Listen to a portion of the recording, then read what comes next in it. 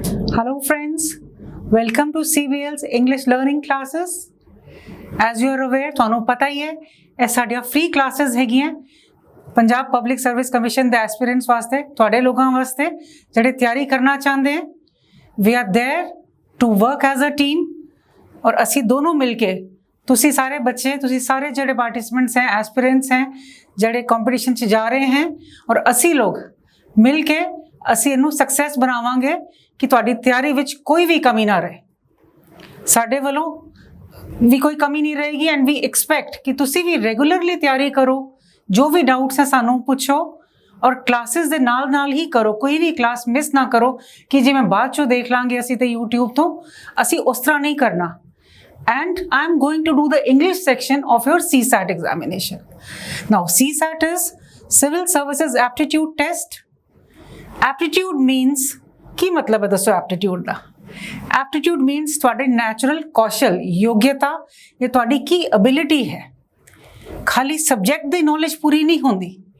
General awareness ਜਿਸ ਤਰ੍ਹਾਂ ਤੁਹਾਡੀ ਇੰਪੋਰਟੈਂਟ ਹੈ ਜਨਰਲ ਸਟੱਡੀਜ਼ ਦੇ ਵਿੱਚ, ਇਸ ਤਰ੍ਹਾਂ ਬਾਕੀ ਐਪਟੀਟਿਊਡ ਤੁਹਾਡੇ ਕਮਿਊਨੀਕੇਸ਼ਨ ਸਕਿੱਲਸ, ਨਿਊਮੈਰੀਕਲ ਸਕਿੱਲਸ, ਤੁਸੀਂ ਆਲਰੇਡੀ ਮੈਥਸ ਦੀਆਂ ਕਲਾਸਿਸ ਲਾ ਰਹੇ ਹੋ ਤੇ ਇਸੇ ਤਰ੍ਹਾਂ ਅਸੀਂ ਹੁਣ ਇੰਗਲਿਸ਼ ਦੀ ਕਲਾਸਿਸ ਸ਼ੁਰੂ ਕੀਤੀਆਂ and I hope you will like these lectures and get maximum benefit out of these.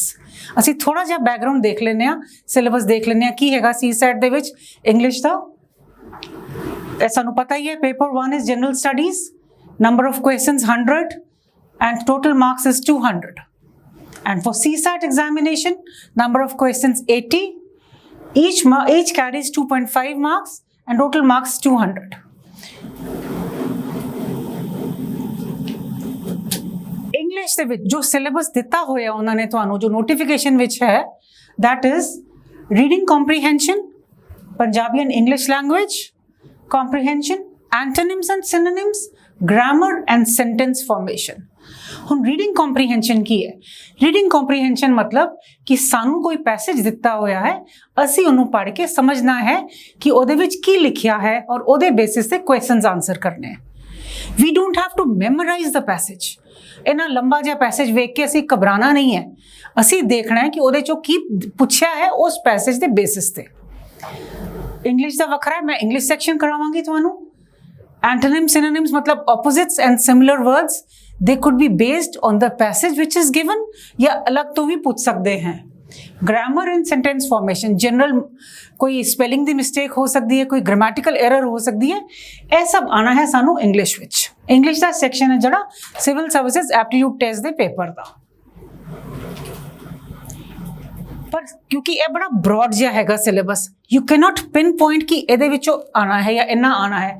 ਇਹਦੇ ਬੇਸਿਸ ਤੇ ਅਸੀਂ ਕੀ ਕੀਤਾ, ਇਹਦੇ ਵਾਸਤੇ ਪੁਰਾਣੇ ਪੇਪਰਸ ਲਏ हैं ਅਸੀਂ 3 ਸਾਲਾਂ ਦੇ, ਉਹਨਾਂ ਦਾ ਐਨਾਲਿਸਿਸ ਕਰਕੇ we have come to the conclusion that ਪਿਛਲੇ ਜਿਹੜੇ 3 ਪੇਪਰਾਂ 'ਚ ਦੇਖਣਾ ਹੈ ਕਿ ਘੱਟੋ ਘੱਟ 15-20 ਕੁਐਸਚਨ ਤੇ ਇੰਗਲਿਸ਼ ਤੋਂ ਆਂਦੇ ਹੀ ਆਂਦੇ ਹੈ। ਸੋ ਦੈਟ ਮੇਕਸ ਇਟ, ਸਨ 2013 ਵਿੱਚ 22 ਸੀਗੇ, ਕੋਈ ਫਿਕਸ ਤੇ ਹੈ ਨਹੀਂ ਕਿ ਇੰਗਲਿਸ਼ ਉਹਨਾਂ ਨੇ ਇੰਨੇ ਹੀ ਦੇਣੇ ਹੈ। It could range between 15 to 25 questions ਜਾਂ 15 to 23 ਕੁਐਸਚਨਸ। ਤੇ ਉਹਦੇ ਹਿਸਾਬ ਨਾਲ ਸਾਨੂੰ ਬਹੁਤ ਕਲੀਅਰ ਹੋ ਰਿਹਾ ਹੈ ਕਿ ਇੰਗਲਿਸ਼ ਦੀ ਕਿੰਨੀ ਇੰਪੋਰਟੈਂਸ ਹੈ ਪੂਰੇ ਪੇਪਰ ਵਿੱਚ। ਆਲਮੋਸਟ 40-50 ਮਾਰਕਸ ਤੁਹਾਡੇ ਬੰਦੇ ਹੈ ਇਹਦੇ ਵਿੱਚ। ਐਂਡ ਨਾਟ ਓਨਲੀ ਦਿਸ, ਜਦੋਂ ਤੁਸੀਂ ਬਾਕੀ ਸਬਜੈਕਟ ਕਰਦੇ ਹੋ, ਜਦੋਂ ਤੁਸੀਂ ਮੇਨਸ ਦੀ ਅਸੀਂ ਵੀ ਨਾਲ ਤਿਆਰੀ ਕਰ ਰਹੇ ਹਾਂ, ਅਸੀਂ ਇਹ ਤੇ ਹੈ ਨਹੀਂ ਕਿ ਪਹਿਲਾਂ ਪ੍ਰੀਲਿਮਸ ਦਾ ਰਿਜ਼ਲਟ ਆਏਗਾ ਫਿਰ ਦੇਖਾਂਗੇ ਮੇਨਸ ਵਿੱਚ। ਉਹਦੇ ਵਿੱਚ ਵੀ ਜਿਹੜਾ ਤੁਹਾਡਾ ਇੰਗਲਿਸ਼ ਦਾ ਪੇਪਰ ਹੈ ਉਹਦੇ ਵਿੱਚ ਵੀ ਹੈਲਪ ਹੋਏਗੀ। ਜਿਹੜੇ ਬੱਚਿਆਂ ਨੇ ਇੰਗਲਿਸ਼ ਮੀਡੀਅਮ ਆਪਟ ਕੀਤਾ ਹੈ to answer the things, to answer ਦੇ ਪੇਪਰਸ ਇਨ, ਉਹਨਾਂ ਵਾਸਤੇ ਵੀ it will be very beneficial. And we are not limiting ourselves only to Punjab Public Service Commission. ਤੁਸੀਂ ਹੋਰ ਵੀ ਬੜੇ ਕੰਪੀਟੀਸ਼ਨਸ ਦਿੰਦੇ ਹੋ, ਹਰਿਆਣਾ ਦਾ ਦੇ ਰਹੇ ਹੋ, ਜਨਰਲ UPSC ਦਿੰਦੇ, ਜਨਰਲ ਬੈਂਕ PO ਵਗੈਰਾ, ਹਰ ਜਗ੍ਹਾ ਤੁਹਾਨੂੰ ਇੰਗਲਿਸ਼ ਤੇ ਕੰਮ ਆਣੀ ਹੀ ਆਣੀ ਹੈ। So we are not moving ahead with a narrow vision ਕਿ ਅਸੀਂ ਪੰਜਾਬ ਦੀ ਤਿਆਰੀ ਕਰ ਰਹੇ ਹਾਂ ਜੀ, ਨਹੀਂ, ਅਸੀਂ ਰੈਗੂਲਰ ਬੇਸਿਸ ਤੇ ਆਪਣੀ ਇੰਗਲਿਸ਼ ਇੰਪਰੂਵ ਕਰਨੀ ਹੈ। ਇਹਨਾਂ ਵਿੱਚੋਂ ਆਪਾਂ ਦੇਖਦੇ ਹਾਂ ਕਿ ਪ੍ਰੀਵੀਅਸ ਪੇਪਰਸ ਐਨਾਲਿਸਿਸ ਤੋਂ ਆਪਾਂ ਦੇਖ ਸਕਦੇ ਹਾਂ ਵੀ ਕੀ ਆਂਦਾ ਹੈ। ਦੇਖੋ, ਅਨਸੀਨ ਪੈਸੇਜ ਜਾਂ ਕੰਪਰੀਹੈਂਸ਼ਨ ਦੇ ਵਿੱਚ, ਅਨਸੀਨ ਪੈਸੇਜ ਦਾ ਮਤਲਬ ਕਿ ਕੋਈ ਵੀ ਕਿਤੋਂ ਵੀ ਪੈਸੇਜ ਆ ਸਕਦਾ ਹੈ।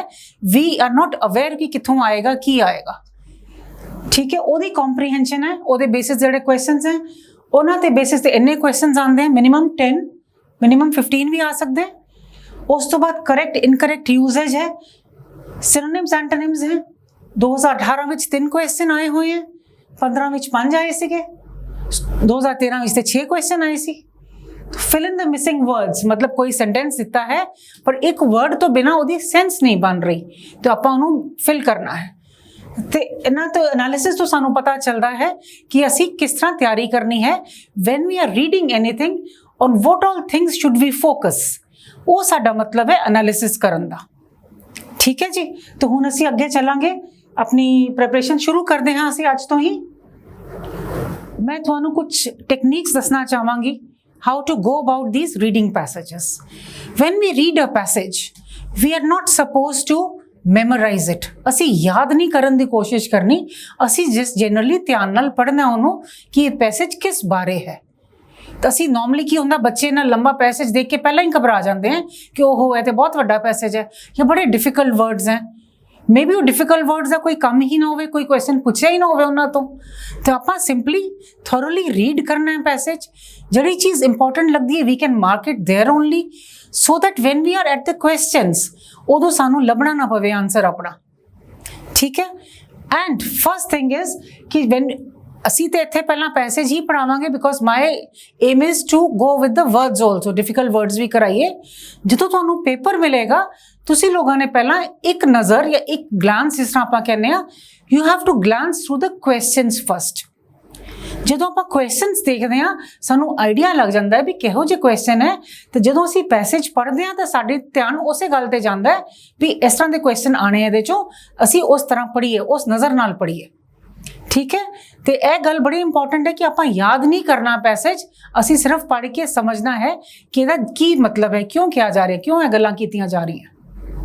Right, so we'll start with the first passage. In July 1921, Tagore returned home from Europe. He was alarmed to find that many members of the staff at Shantiniketan had enthusiastically embraced the non-cooperation movement. Okay, we'll understand till here Tagore सानू पता ही है साडी freedom struggle तो पहलां दी गल हो रही है। जदों Europe तो वापस आए ही वॉज अलार्म्ड। अलार्म्ड का मतलब की हुंदा है डर गए या उन्होंने अच्छा नहीं लग्या कि यह की हो गया।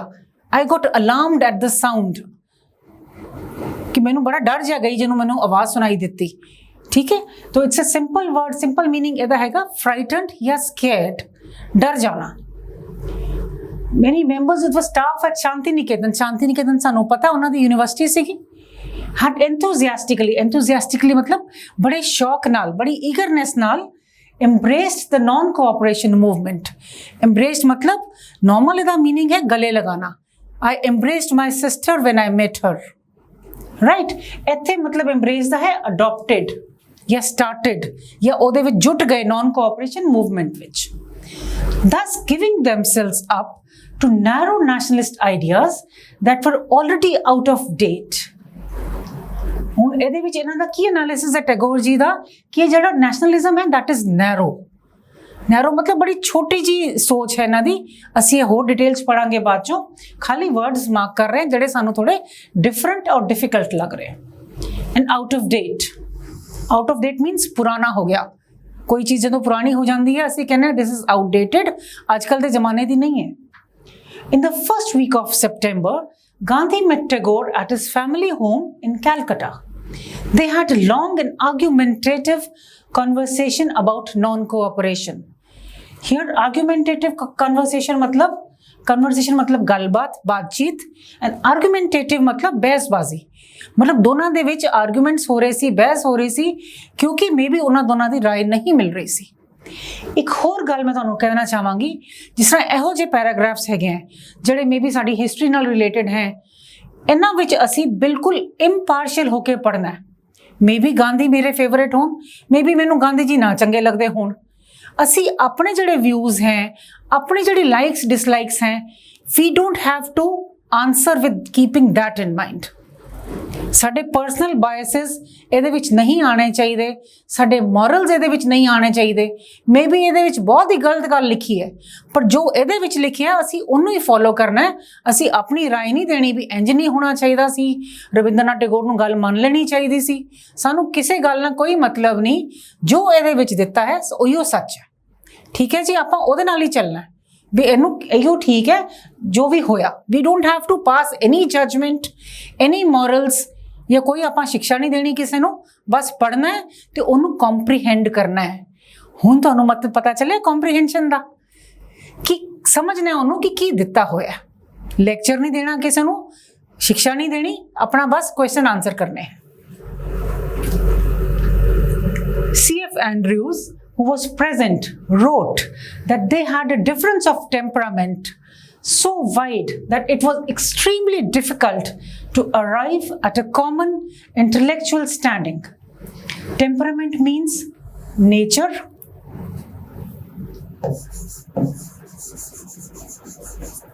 ਵਿਵਹਾਰ ਜਿਹਨੂੰ ਆਪਾਂ ਕਹਿੰਦੇ ਆ, ਕਿ ਉਹਨਾਂ ਦਾ ਇੰਨਾ ਡਿਫਰੈਂਸ ਜ਼ਿਆਦਾ ਸੀ।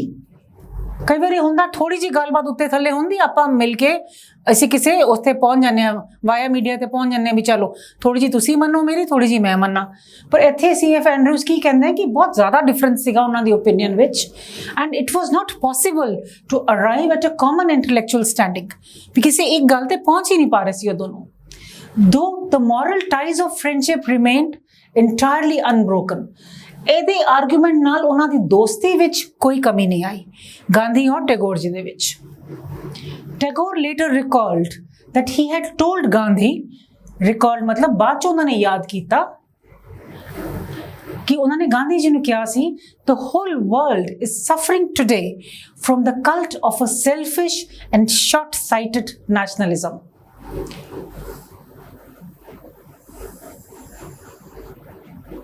ਕਲਟ ਮਤਲਬ ਹੁੰਦਾ ਕੋਈ ਗਰੁੱਪ ਜਿਹਾ ਬਣ ਜਾਂਦਾ ਹੈ, this is a cult of terrorist, this is a cult of ਥਿੰਕਰਸ।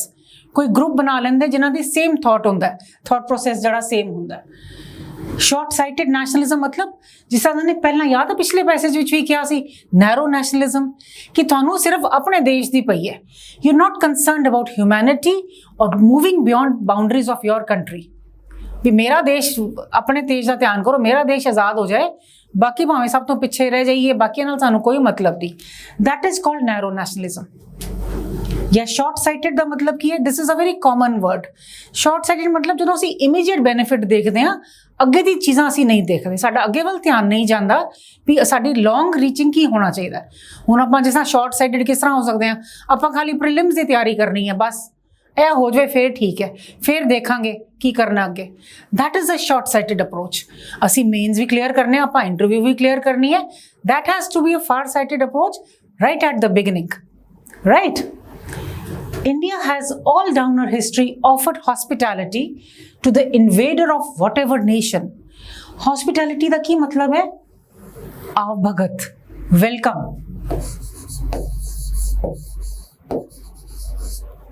ਜਾਂ ਆਪਾਂ ਹਿੰਦੀ 'ਚ ਕਹਿੰਦੇ ਹਾਂ ਵੀ ਚੰਗੀ ਤਰ੍ਹਾਂ ਮਹਿਮਾਨਵਾਜ਼ੀ, ਉਹ ਆਪਾਂ ਕਰਦੇ ਹਾਂ। ਇੰਡੀਆ ਹਮੇਸ਼ਾ ਤੋਂ ਹੀ ਕੋਈ ਵੀ ਆਇਆ, ਗਜ਼ਨੀ ਆਇਆ, ਕੋਈ ਵੀ ਆਇਆ, ਸਾਰੇ ਆਏ ਤੇ ਲੁੱਟ ਲੱਟ ਕੇ ਤੁਰ ਪਏ। ਠੀਕ ਹੈ, ਤੇ ਸ਼ੁਰੂ ਤੋਂ ਹੀ ਇੰਡੀਆ ਦਾ ਉਹ ਰਿਹਾ ਕਿ ਕਿਤੋਂ ਵੀ ਕੋਈ ਵੀ ਇਨਵੇਡਰ ਆਇਆ, ਇਨਵੇਡਰ ਮਤਲਬ ਜਿਹੜਾ ਬਾਹਰੋਂ ਆਉਂਦਾ ਬੰਦਾ, ਜ਼ਬਰਦਸਤੀ ਵੀ ਆਇਆ, ਉਹਨਾਂ ਨੂੰ ਵੀ ਇੰਡੀਆ ਨੇ ਆਪਣਾ ਵੈਲਕਮ ਕੀਤਾ, ਜਾਂ ਉਹਨਾਂ ਨੂੰ ਵੀ ਇੰਡੀਆ ਨੇ ਐਡਜਸਟ ਕੀਤਾ ਉਹਨਾਂ ਦੇ ਨਾਲ ਵੀ। I have come to believe that as Indians, we not only have much to learn from the West, but that we also have something to contribute. ਉਹ ਕਹਿੰਦੇ ਵੀ ਅਸੀਂ ਵੈਸਟ ਤੋਂ ਤੇ ਸਿੱਖਣਾ ਹੀ ਸਿੱਖਣਾ ਹੈ। ਵੈਸਟ ਬਹੁਤ ਅੱਗੇ ਸਾਡੇ ਤੋਂ ਐਜੂਕੇਸ਼ਨ ਦੇ ਮਾਮਲੇ 'ਚ, ਅਸੀਂ 1921 ਦੀ ਗੱਲ ਕਰ ਰਹੇ ਹਾਂ, ਯਾਦ ਰੱਖਣਾ, ਤੇ ਬਹੁਤ ਅੱਗੇ ਹੈ ਵੈਸਟ। ਪਰ even we have a lot to give to the other countries. We can also contribute to the world. We dare not therefore shut the west out. Dare not ਮਤਲਬ ਹਿੰਮਤ ਨਹੀਂ ਕਰਨੀ ਚਾਹੀਦੀ, ਜਾਂ ਸੋਚਣਾ ਨਹੀਂ ਚਾਹੀਦਾ ਕਿ ਠੀਕ ਹੈ ਜੀ ਵੈਸਟ ਤੇ ਵੱਖਰਾ, ਵੈਸਟਰਨ ਕੰਟਰੀਜ਼ ਤੇ ਵੱਖਰੀਆਂ, ਆਪਾਂ ਤੇ ਵੱਖਰੇ ਬੈਠੇ ਹਾਂ ਇੱਥੇ। But we still have to learn among ourselves how, through education, to collaborate and achieve a common understanding. पर हमने अभी ये सीखना है, and कैसे सीखना है? What is the medium? Through education. देखिए तभी भी टैगोर का कितना फोकस था कि पढ़ाई दी जाए लोगों को, एजुकेशन दी जाए, तभी उन्होंने शांति निकेतन जैसी यूनिवर्सिटीज बनाई। एजुकेशन के माध्यम से हमने कोलैबोरेट करना है, दूसरे लोगों से ज्वाइन करना है। कोलैबोरेट मीन्स टू ज्वाइन, जैसे दो कंपनीज की कोलैबोरेशन होती है। This is a collaboration between India and China, India और Japan, whatever. So collaboration means joining, एक दूसरे से मिले and achieve a common understanding. तो टैगोर का यही व्यू था कि हम बाकी कंट्रीज के साथ कोऑपरेट करें। Gandhi's answer is not recorded. Recorded मतलब उन्होंने जवाब दिया तो होगा, पर उसका हमें नहीं पता, कोई बुक में लिखा नहीं हुआ। बट एपरेंटली मीन्स क्लियरली, या ये हो सकता है Tagore was not satisfied. Tagore को उनकी बात से तसल्ली नहीं हुई उनके जवाब से। सिंस, कैसे लगता है क्यों तसल्ली नहीं हुई? क्योंकि he chose to make his criticisms public. उनकी जो क्रिटिसिज्म थी, जो भी वो नुक्ताचीनी कर रहे थे, जो भी उनको बुरा लग रहा था गांधी की कोऑपरेशन नॉन कोऑपरेशन मूवमेंट में, वो उन्होंने पब्लिक कर दिया, मतलब आम लोगों को भी बता दिया। In the influential Calcutta journal modern review, influential means जिसका दूसरों पे असर होता है। He is a very influential speaker. उसकी मैं बार बार सेंटेंसेस इसलिए बना रही हूं ताकि आपको यूजेज भी आए वर्ड्स का। इन्फ्लुएंशियल मतलब वो स्पीकर ऐसे हैं जो हम दूसरों को अपनी बात मनवा सकते हैं। इसी तरह ये जैसे उन्होंने किसी जर्नल में, किसी मैगजीन में लिखा होगा, उसका बहुत असर होता था वहां के लोगों के ऊपर। In his recent travels in the west, क्योंकि वो जाते रहते थे बाहर, said Tagore had met many people who sought मतलब जो ढूंढ रहे थे, चाहते थे। This is the past of seek. I seek inner peace. He sought peace, or he sought friendship. Who sought to achieve the unity of man by destroying the bondage of nationalism. तो टैगोर का कहते हैं कि बाहर की countries में ऐसे लोग भी मिले जो मैनकाइंड की यूनिटी पे वर्क करते थे, कि पूरे देशों के लोग मिलकर रहें। और जो बंधन है, बॉन्डेज मीन्स बंधन, जो जकड़े हुए हमें, नेशनलिज्म या हमारे राष्ट्रीयवाद का जो बंधन हमें जकड़ा हुआ है, उससे उठ के हम सभी लोग एक जैसे मिलके रहे। असी राष्ट्रवाद दे बंधन तो बाहर निकलिए और पूरे वर्ल्ड दे लोकां नाल एक होके रहिए। ए कहना चाहते सी Tagore. He had watched the faces of European students all aglow. Aglow means full of glow, glowing with excitement, with the hope of a united mankind. कहते यूरोप में उनको ऐसे लोग मिले जो कि मैनकाइंड को यूनाइटेड देखना चाहते थे, जो ह्यूमैनिटी है कि मिलके रहें और खाली अपने देश के बारे में मत सोचें। Then he returned home to be confronted मतलब सामना हुआ उनका, थोड़ा ऑपोजिशन हुई या ऐसा सामना हुआ, with a political movement suffused with negativity.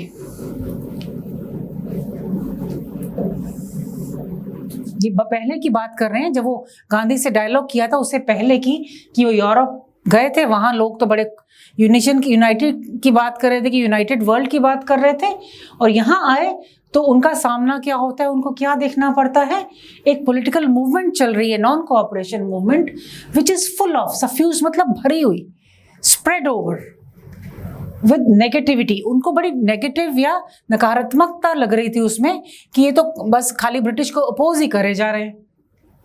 Are we alone to be content with telling the beads of negation, asked Tagore, कि हम इसी में संतुष्ट रहे कि हम लोगों को ब्रिटिश की बुराइयां ही करते रहे अपने लोगों के साथ।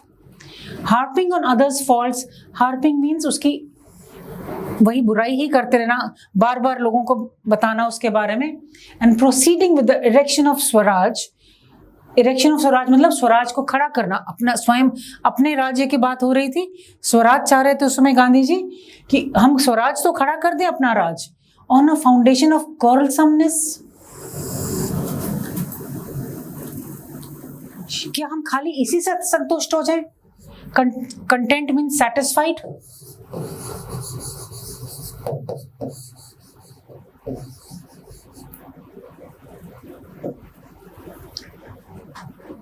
कि हम ब्रिटिश की बुराई करते रहें, अपना स्वर अपने देश का राज्य चलाएं, और किसके बेसिस पे, फाउंडेशन क्या है, नींव क्या है हमारी इन सब चीजों की, सिर्फ झगड़ा। तो ये था टैगोर का मत उस समय पे।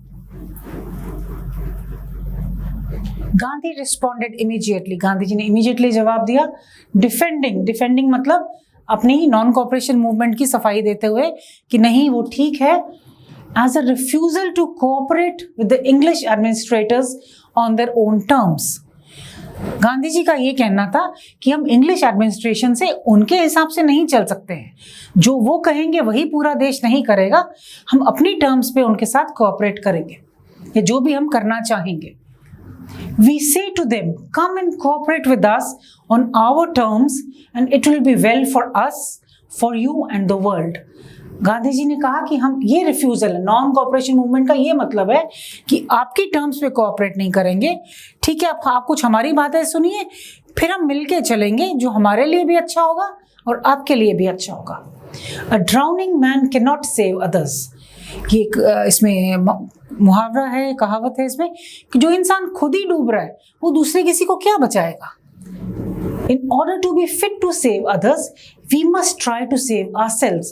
ये उन्होंने जवाब दिया है उस बात का जो रविंद्रनाथ टैगोर ने कहा था कि बाकी देशों के साथ यूनिटी रखें। वो कहते हैं जब हमारे अपने कोई अस्तित्व नहीं है, हम दूसरे देशों को क्या कंट्रीब्यूट करेंगे। तो हमें पहले we have to try to save ourselves, तभी हम दूसरों को कुछ हेल्प कर सकते हैं। Nationalism, Indian nationalism is not exclusive, not aggressive, not destructive. ये गांधी जी का जो व्यू था कि वो जो उनकी मूवमेंट है वो एक्सक्लूसिव नहीं है, मतलब सबको साथ लेके चल रही है। एक्सक्लूड कहते हैं ना, एक्सक्लूड दिस या इंक्लूड दिस, इंक्लूड मतलब लेके चलना। नॉट एक्सक्लूसिव मतलब इंक्लूसिव है हमारी नेशनलिज्म, सब लोगों की भलाई चाहती है। एग्रेसिव मतलब वायलेंट नहीं है।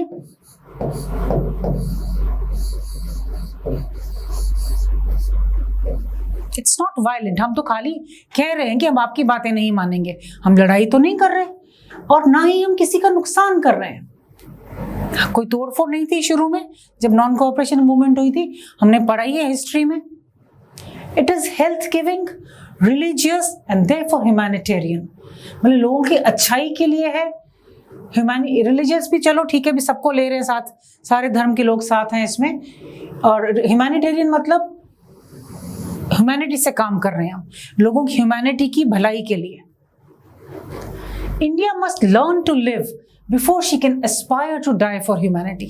पहले इंडिया खुद के लिए जीना तो सीखे, दूसरों के लिए मरने से पहले। अभी तो हम जो ब्रिटिश कहते हैं वही करते जा रहे हैं। द माइस, माइस मीन्स जैसे हम बोलते हैं चूहा, which helplessly find themselves between the cat's teeth, acquire no merit from the enforced sacrifice.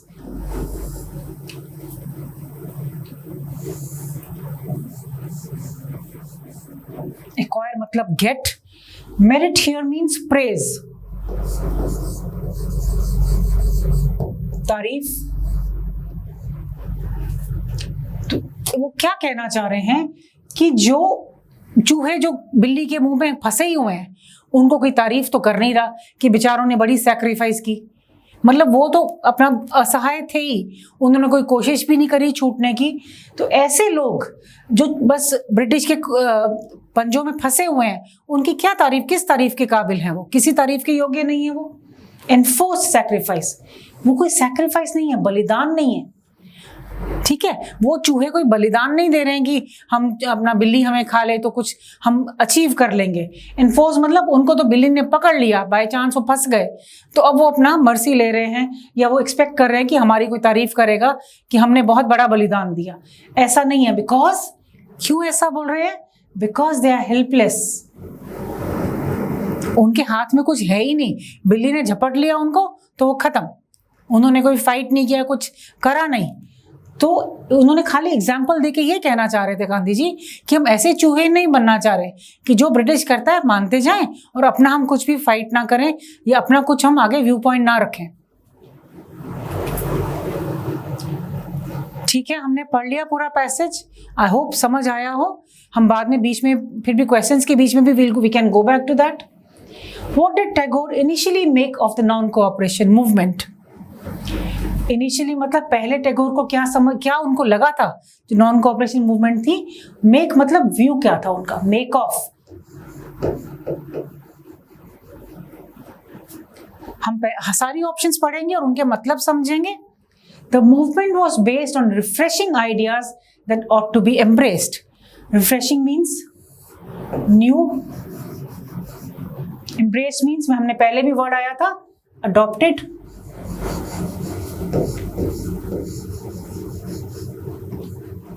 ADOPTED. The movement, second option क्या है B? The movement didn't deserve a thought or contemplation. Contemplation मतलब होता है विचार, कि उनको मूवमेंट उन्होंने outright reject कर दी कि कोई उसको विचार भी करने की जरूरत नहीं है, इतनी बेकार है। सी ऑप्शन क्या है? The movement was guilty of accepting, guilty means उसका गलत, उन्होंने गलत, मूवमेंट गलत थी, accepting an outdated ideology, ideology मतलब विचारधारा ऑफ नैरो नेशनलिज्म, ये सी ऑप्शन है, ठीक है। अब डी क्या है? The movement convinced him, convinced him मतलब उनको संतुष्टि हो गई, वो मान गए about failure of Gandhi as a mass leader, mass मतलब लोगों का लीडर, लोगों का नेता। अब पहले ऑप्शन पे वापस जाते हैं हम, रिफ्रेशिंग आइडियाज थे क्या वो? Do we remember the first passage? नहीं, उन्होंने कहा था नहीं, उनको नहीं पसंद आई थी movement, so this option is ruled out. The movement didn't deserve a thought और कॉन्टेम्पलेशन, ऐसा भी नहीं है, उन्होंने सोचा, मूवमेंट की बात करी, तो which is the correct option? This C, the movement was guilty, उनको था कि मूवमेंट पुरानी आइडियोलॉजी पे चल रही है जो कि नैरो नेशनलिज्म की आइडियोलॉजी है, और वो चाहते थे कि अब हम मैनकाइंड की यूनिटी की बात करें, खाली नेशनलिज्म की बात ना करें। गांधी के बारे में उन्होंने कोई कमेंट नहीं किया पूरे पैसेज में कि वो मैस लीडर हैं, अच्छे लीडर हैं कि नहीं हैं, तो ये हम अपनी तरफ से कोई अटकल नहीं लगाएंगे, कोई अपना विचार नहीं डालेंगे बीच में। So the correct answer is C. Which of the following statements is true according to the passage? Tagore considered the movement as a setback to the promising signs of humanity he saw in Europe. Setback मतलब धक्का लगना, promising मतलब कुछ ऐसे sign जो उनको अच्छे लग रहे थे, जो आगे प्रोग्रेस कर सकते थे। ह्यूमैनिटी हम पढ़ ही चुके हैं, मैनकाइंड का वेलफेयर ही saw in Europe. Okay, option B, Gandhi and Tagore couldn't argue with each other as a sign of respect for the other. नहीं, हमें याद है पैसेज, थोड़ा सा आर्ग्यूमेंटेटिव बातें हुई थी उनके बीच में, चाहे दोस्ती नहीं टूटी थी पर बहसबाजी हुई थी, तो ये तो गलत है जी। अब see, after meeting Gandhi Tagore was convinced of the virtues, virtues मतलब जो अच्छाइयां उसमें, पोटेंशियल मतलब उसमें काबिलियत, of the non cooperation movement. Tagore और गांधी की मूवमेंट के बाद क्या टैगोर कन्विंस हो गए थे? क्या वो संतुष्ट हो गए थे गांधी जी के बाद से? नहीं, दिस इज रॉन्ग। उसके बाद ही उन्होंने अपनी जो क्रिटिसिज्म थी वो पब्लिक की थी जर्नल में, right. Now fourth option, Gandhi ji refuse to respond after Tagore went public with his critic. ऐसा नहीं है, गांधी जी ने कुछ, इट्स नॉट रिकॉर्डेड, याद है हमने अंडरलाइन भी किया था वर्ड कि कुछ रिकॉर्ड नहीं हुआ है उन्होंने क्या जवाब, उन्होंने क्या किया था, वो सब नहीं है, बट इसका यही आंसर रहेगा, ठीक। Option A. According to Mahatma Gandhi, which adjective was not a suitable characteristic of Indian nationalism? Gandhi ji and में कहते हैं अपनी नेशनलिज्म की जब बात करते हैं, यहां पे हमने ध्यान देना है नॉट अ सूटेबल, सूटेबल शायद मिल जाए हमें, पर वो सूटेबल नहीं है। वो तो कहते हैं, उन्होंने कहा है our Indian nationalism is not exclusive, इसका मतलब वो इंक्लूसिव है, ठीक है। ये तो है हमारी नेशनलिज्म में, ह्यूमैनिटेरियन तो है ये, क्योंकि हम लोगों का वेलफेयर की बातें भी कर रहे हैं, रिलीजियस है हमारी नेशनलिज्म, क्या नहीं है, एग्रेसिव नहीं है, वायलेंट नहीं है, तो यहां पे क्या होगा आंसर। तो अगर हमने नॉट का ध्यान नहीं किया होता तो मे बी हम कोई और ऑप्शन को टिक मार देते। तो हमने जो भी क्वेश्चन दिया है एक एक वर्ड बड़े ध्यान से पढ़ना है। The mice, question 4, the mice which helplessly find themselves between the cat's teeth acquire no merit from the enforced sacrifice. मैंने बहुत डिटेल में समझाया था ये statement. What can be inferred inferred means कि उससे हम क्या ले सकते हैं, उसका क्या मतलब ले सकते हैं from this statement. First option which is given is A, brave men are in truth cowards. ऐसा तो नहीं है, ऐसा तो कहीं नहीं दिया हुआ. B, weak people deserve no praise for not fighting back. Okay, let's go at C and D. C में दिया है a small animal is eaten by the large animal. ये तो क्लियर ही है, कोई इन्फ्लुएंस वाली बात नहीं है कि हम उससे क्या ले सकते हैं आगे. D, India can easily dominate Europe. ये भी हमें गलत लग रहा है, तो जो इसका ये है ये सेकंड ऑप्शन, क्योंकि गांधी जी इसी की बात से ये समझाना चाह रहे थे कि हमें भी तो अपने देश के लिए पहले हम तो कुछ स्टैंडिंग ले, हम तो खड़े हों पहले ब्रिटिश के अगेंस्ट, फिर हम जाकर बाकी देशों की हेल्प करेंगे. When and where did Tagore meet Gandhi after returning from Europe?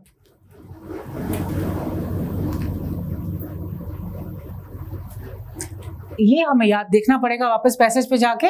The correct answer is Calcutta, सितंबर 1921. क्योंकि जुलाई में तो वो आए थे, आपको पहले ही लाइन याद है, ही रिटर्न्ड इन जुलाई, पर गांधी से मिले थे वो कैलकाटा में.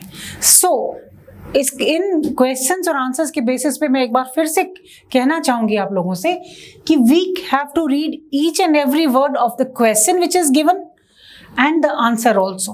सपोज खाली हम 1921 देखते, कैलकाटा देखते, और तो सी भी हो सकता था, पर हमने मंथ का भी ध्यान देना है. और यहाँ पे जो पिछले उसमें था नॉट दिया हुआ था, नॉट अ कैरेक्टरिस्टिक, तो नॉट को भी इग्नोर नहीं करना है. तो ये छोटी छोटी बातें हैं जिन्हों से इन्होंने ध्यान रखेंगे तो it will be very easy for us to do this unseen passages. Now next question grammar basis हैं.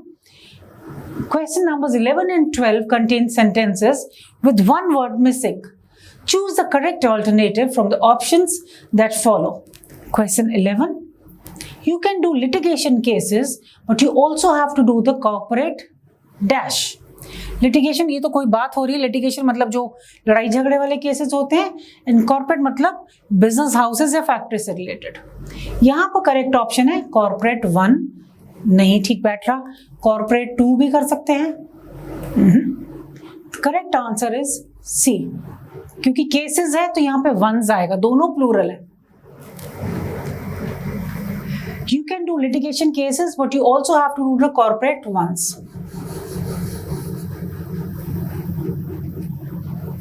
क्वेश्चन 2.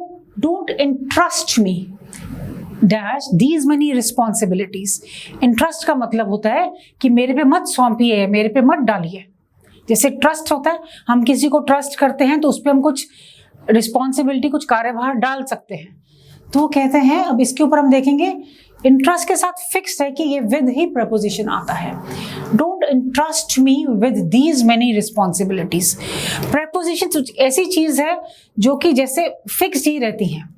तो इसमें आपको थोड़ा सा लर्न करना पड़ेगा. रेगुलर बेसिस पे किसी भी ग्रामर बुक से, या कैसे हम भी कराएंगे बाद में, प्रपोजिशन साथ साथ आप करते रहिए. जैसे प्रिफर है, I prefer tea to coffee, तो प्रिफर के साथ टू ही आना है. तो कुछ प्रपोजिशन ऐसे फिक्स्ड हैं, तो यहाँ पर भी इंट्रस्ट के साथ विद ही आएगा. Now question number 13 and 14 have a word each in bold followed by 4 choices. In each question, find out which of these choices is similar or closest in meaning to the word in bold. Similar के मतलब है हमें synonyms ढूंढने हैं, same meaning word. So 13th is abolition, किसी को खत्म करना कोई चीज. abolish से आया है abolition. We don't say abolition, we say abolition, right? छोटा pronunciation है. तो first word is fixation. Fixation होता है किसी चीज का जुनून हो जाना, किसी चीज के पीछे पड़ जाना. एक्सटर्मिनेशन होता है किसी चीज को खत्म करना. इंस्टिगेशन, इंस्टिगेशन होता है किसी चीज को भड़काना. On his instigation I joined the fight. Inaction मतलब कोई एक्शन नहीं करना, कुछ काम नहीं, कोई एक्टिविटी नहीं करना, कोई रिस्पॉन्ड नहीं करना. तो सिमिलर मीनिंग क्या वर्ड होगा एबॉलिशन का? Extermination. Okay. Here next word is 14th, crave. I crave for an ice cream now, मतलब अंदर से मेरी इच्छा हो रही है कुछ करने की, और I crave to do some productive work. So crave here means, चलो पहले बाकी मीनिंग्स देख लेते हैं हम। Disdain, disdain means dislike, hatred sort of. Desire means इच्छा करना। collapse, टूट जाना, the building collapsed in the rain, इतनी तेज बारिश हुई बिल्डिंग टूट गई। एंड सीरियस, सो इनमें से clearly this is any, serious can not be a synonym for crave, so the synonym for crave would be Dzire.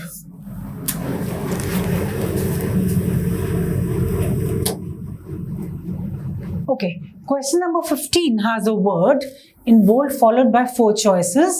In the question, find out which of the choices is similar or closest in opposite to the word. तो हमने यहाँ पे similar से confuse नहीं हो जाना है, हमने पूरा question पढ़ना है कि ये क्या ढूंढ रहे हैं। So the word is plebeian. Pronunciation is plebeian. Plebeian means ये थोड़ा सा derogatory है, थोड़ा सा negative sense में word है कि एमी आम जनता का काम है ये। This is plebeian habit और this stuff is plebeian, मतलब कि ये नॉर्मल सा है, हमने अब इसका ऑपोजिट ढूंढना। अब कॉमनर मतलब तो यही हो गया, इसका सिनोनिम हो गया। हम्बल मतलब जो बेचारा, जैसे प्राउड का ऑपोजिट है, जो बेचारा बहुत ही अपने आप को नॉर्मल अपना निम्न समझते हैं। प्रोमिनेंट मतलब ये इसका ऑपोजिट रहेगा। इम्पॉवरिश भी दूसरा सा मतलब है, a person who is a commoner may not be very poor, normal भी कॉमनर हो सकता है। सो इसका करेक्ट आंसर है प्रोमिनेंट, कॉमनर एंड प्रोमिनेंट। सो हमने आज एक अनसीन पैसेज करा, कॉम्प्रिहेंशन करा, एक जनरल हमने स्ट्रैटेजी फॉलो करनी है, जो जिस स्ट्रैटेजी के बेसिस, मतलब हमें कुछ तो प्लानिंग करनी पड़ेगी ना, हम कैसे आगे मूव करेंगे। आपको भी ध्यान रहेगा कि हमने इन लेक्चर्स में ये करना है, ये हमारा फोकस रहेगा, और इन लेक्चर से हम ये अचीव कर सकते हैं। Right, now we need to work on that strategy. अपनी स्ट्रैटेजी की रहेगी अपनी हर class which we will be doing 2 unseen passages, reading comprehensions. ठीक, ये करेंगे ही हम 2, आज तुमने एक किया, आगे हम क्योंकि और करेंगे बस। Grammar based practice, grammar based practice में क्या हो सकता है, कुछ भी जनरल हो सकता है। जैसे आज हमने सिनोनिम एंटोनिम्स किए, मैंने आपको मीनिंग्स बताए इतने सारे, कुछ सेंटेंसेस यूज करे। ग्रामर में क्या हो सकता है, parts of speech, types of sentences, tenses and clauses, इनकी प्रैक्टिस करेंगे। 20 to 50 वोकैबुलरी रिलेटेड प्रैक्टिस। ये नहीं है कि एक वर्ड है, हमने उसका आंसर देख लिया तो बस खत्म। अब यहाँ भी आपने देखा जो भी ऑप्शन थी, हमने सारी ऑप्शंस पढ़ी और समझी, हमें पता आंसर तो एक ही है। हमने बाकियों पे क्यों टाइम लगाया, क्योंकि हमारी इंग्लिश की नॉलेज इंप्रूव हो। खाली हमारा फोकस अनसीन पैसेज नहीं है, हर चीज में आप अनसीन पैसेज कर रहे हो तो भी वोकैबुलरी आप इंप्रूव करोगे ही साथ के साथ, तभी पूरी तैयारी होगी आपकी, not only prelims but for mains and general so many other exams. उसमें एंटोनिम्स आ सकते हैं, antonyms are opposites, synonyms same words, prefix, prefix क्या होता है, जब किसी वर्ड से पहले लगा देते हैं कुछ और एक नया वर्ड बन जाता है। जैसे हेल्दी से पहले अन लगा दिया, यूएन, तो अनहेल्दी बन गया, different meaning word. And suffix जो बाद में लगता है आफ्टर द वर्ड, जैसे प्रेजेंट है, प्रेजेंट के आगे हमने बाद में आईओएन लगा दिया तो या एटी आईओएन लगा दिया तो प्रेजेंटेशन बन गया, तो डिफरेंट वर्ड बन जाता है वो। And everyday difficult words from Tribune, daily 1 article. आप लोग न्यूज़पेपर तो पढ़ ही रहे होंगे, ठीक है, जनरल स्टडीज पेपर के लिए, करंट अफेयर्स के लिए वो तो पढ़ना ही है। तो वही मैंने बोला है, हमने अपनी जो स्टडी है, जी साड़ी तैयारी है, आप कॉम्प्रिहेंसिव पूरी करनी है।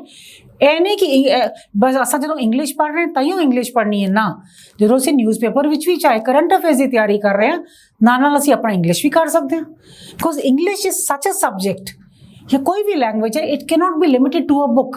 तुहानूं मैं कुंजी फड़ा दियां जी, कर लो, तुहाडी तैयारी हो गई, इस तरह नहीं होता। Anywhere wherever you see a new word, immediately ਉਹਦਾ मीनिंग देखो, ਉਹਦੀ प्रोनाउंसिएशन देखो, ਉਹਦਾ ऑपोजिट, ਉਹਦਾ सिनोनिम देखो, ਤੇ ਨਾਲ यूजेज भी देखो, ताई ਤੁਹਾਨੂੰ समझ आएगा भी 4 ਆਪਾਂ वर्ड लर्न कर ले, स्पैलिंग लर्न कर ले, वो बहुत नहीं हैगा, काफ़ी नहीं हैगा। तो ਜਦੋਂ ਆਪਾਂ करंट अफेयर्स की तैयारी कर रहे हैं, ਆਪਾਂ ਪੇਪਰ ਪੜ੍ਹ ਰਹੇ ਉਦੋਂ ਵੀ ਅਸੀਂ ਇੰਗਲਿਸ਼ ਦੇ ਨਵੇਂ ਵਰਡ ਪੜ੍ਹ ਕੇ ਉਹਨਾਂ ਦੇ ਮੀਨਿੰਗ ਦੇਖਣੇ ਤੇ ਅਸੀਂ ਕੋਸ਼ਿਸ਼ ਕਰਨਾ ਕਿ ਰੋਜ਼ ਦੇ ਰੋਜ਼ ਕੁਝ ਵਰਡਸ ਲਿਖੀਏ। ਅਸੀਂ ਤੇ ਕਰਾਵਾਂਗੇ ਤੁਹਾਨੂੰ ਕਲਾਸ ਵਿੱਚ, ਪਰ ਆਈ ਐਕਸਪੈਕਟ ਐਂਡ ਆਈ ਰਿਕੁਐਸਟ ਕਿ ਥੋੜਾ ਟਾਈਮ ਰਹਿ ਗਿਆ ਹੁਣ, ਆਪਾਂ ਇਹਨੂੰ ਮੈਕਸਿਮਮ ਯੂਜ਼ ਕਰੀਏ ਤੇ ਤੁਸੀਂ ਵੀ ਨਵੇਂ ਵਰਡਸ ਦੀ ਲਿਸਟ ਹੋਰ ਰੋਜ਼ ਬਣਾਓ। ਲਿਸਟ ਬਣਾਓ, ਖਾਲੀ ਸਪੈਲਿੰਗ ਨਹੀਂ ਲਿਖਣੇ, ਲਿਸਟ ਬਣਾਓ, ਨਾਲ ਨਾਲ ਉਹਨਾਂ ਦੇ ਮੀਨਿੰਗ ਸਮਝੋ। ਥੋੜਾ ਕੋਸ਼ਿਸ਼ ਕਰੋ ਉਹਨਾਂ ਨੂੰ ਆਪਣੀ ਲੈਂਗੁਏਜ ਯੂਜ਼ ਕਰਨ ਦੀ, ਸੈਂਟੈਂਸ ਬਣਾ ਕੇ ਯੂਜ਼ ਕਰੋ। ਕੋਈ ਹੈਗਾ ਸਾਹਮਣੇ ਗੱਲ ਕਰਨ ਵਾਲਾ ਤਾਂ ਠੀਕ ਹੈ, ਨਹੀਂ ਹੈ ਤਾਂ ਆਪਾਂ ਇਕੱਲੇ ਵੀ ਪ੍ਰੈਕਟਿਸ ਕਰ ਸਕਦੇ ਹਾਂ। Okay, you can imagine any situation. Suppose this is the situation, ਮੈਂ ਬਾਹਰ ਗਿਆ, ਮੈਂ ਕਿਸੇ ਨਾਲ ਗੱਲ ਕਰ ਰਿਹਾ, how will I speak, what all can I ask, what is the word, what all words can I use this given word। ਆਪਾਂ ਇਸ ਤਰ੍ਹਾਂ ਹੀ ਜਦੋਂ ਖੁੱਲ੍ਹ ਕੇ ਪ੍ਰੈਕਟਿਸ ਕਰਾਂਗੇ ਤਾਂ ਹੀ ਸਾਡੀ ਇੰਗਲਿਸ਼ ਇੰਪਰੂਵ ਹੋਏਗੀ। ਆਈ ਹੋਪ ਚਿਲਡਰਨ ਤੁਹਾਨੂੰ ਬੈਨੀਫਿਟ ਮਿਲਿਆ ਹੋਏਗਾ ਕੁਝ ਇਸ ਵੀਡੀਓ ਤੋਂ। You wood have understood what all was told to you। ਫਿਰ ਵੀ ਜੇ ਨਹੀਂ ਮਿਲਿਆ, your comments are welcome। ਜੋ ਵੀ ਤੁਹਾਨੂੰ ਡਾਊਟ ਹੈ, you can come up with those and we'll be most happy to solve that for you। but I expect ਕਿ ਤੁਸੀਂ regularly ਕਰੋਗੇ। ਔਰ ਜਿਸ ਤਰ੍ਹਾਂ ਮੈਂ ਕਿਹਾ ਹੈ, ਜਿੱਥੇ ਤੁਹਾਨੂੰ ਇੰਗਲਿਸ਼ ਦਾ ਕੋਈ ਵੀ ਨਵਾਂ ਵਰਡ, ਨਵਾਂ ਕੀ ਪੁਰਾਣਾ ਵੀ ਦਿਖਦਾ, ਫਿਰ ਵੀ ਸਾਨੂੰ ਲੱਗਦਾ ਕਈ ਵਾਰੀ ਕਿ ਸਾਨੂੰ ਤੇ ਵਰਡ ਆਉਂਦਾ ਹੈ, but when get down to using that word we don't know how to use it। ਉਦੋਂ ਤੁਸੀਂ ਆਪਣਾ ਫੋਨ ਤੇ ਦੇਖੋ, ਡਿਕਸ਼ਨਰੀ ਦੇਖੋ, ਮੇਕ ਇਟ ਅ ਹੈਬਿਟ। ਜਿੰਨਾ ਤੁਸੀਂ ਰੀਡ ਕਰੋਗੇ ਉਨੀ ਹੀ ਤੁਹਾਡੀ ਕੋਈ ਵੀ ਲੈਂਗੁਏਜ ਇੰਪਰੂਵ ਹੁੰਦੀ ਹੈ। ਠੀਕ ਹੈ, ਤਾਂ ਆਈ ਐਕਸਪੈਕਟ ਕਿ ਤੁਸੀਂ ਵੀ ਪੂਰੀ ਐਫਰਟ ਪਾਓਗੇ and you will benefit from our lectures. ਅਸੀਂ ਫਿਰ ਮਿਲਾਂਗੇ ਅਗਲੇ ਲੈਕਚਰ 'ਚ with more study material. Thank you for today.